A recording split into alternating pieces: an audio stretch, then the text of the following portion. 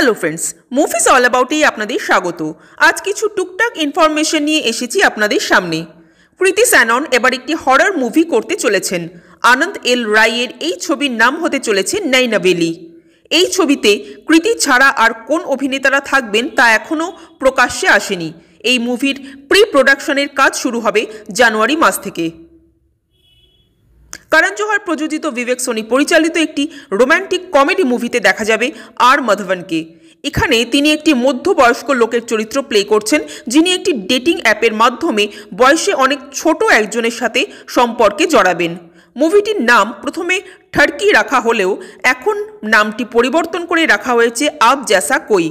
মুভিতে মাধবনের অপোজিটে থাকতে চলেছেন ফতিমা সানা শেখ। আগামী মাস থেকে এই মুভিটির শুটিং শুরু হবে কলকাতায়। এই মুভিটি বড় পর্দায় নয়, বরং মুক্তি পাবে নেটফ্লিক্সে।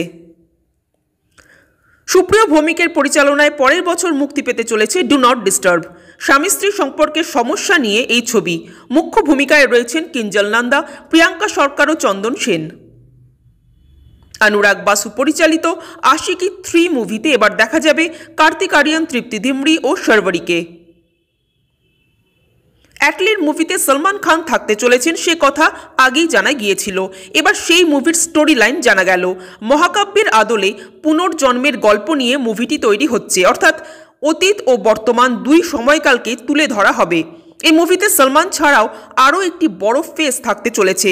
সেই বড় ফেসটি কমল হাসানের হতেও পারে, যদিও স্ক্রিপ্ট শুনেও এখনও পর্যন্ত কমল হাসান মুভিটি করতে সম্মত হননি। তাই মেকাররা রজনীকান্তকেও এই চরিত্রের প্রস্তাব অলরেডি দিয়ে রেখেছেন। এবার দেখা যাক কমল হাসান না রজনীকান্ত, কাকে আমরা সলমানের সাথে ফাইনালি দেখতে পাই। আজ এই পর্যন্তই। আমাদের ভিডিও ভালো লেগে থাকলে প্লিজ লাইক, শেয়ার ও সাবস্ক্রাইব করতে ভুলবেন না। Thank you.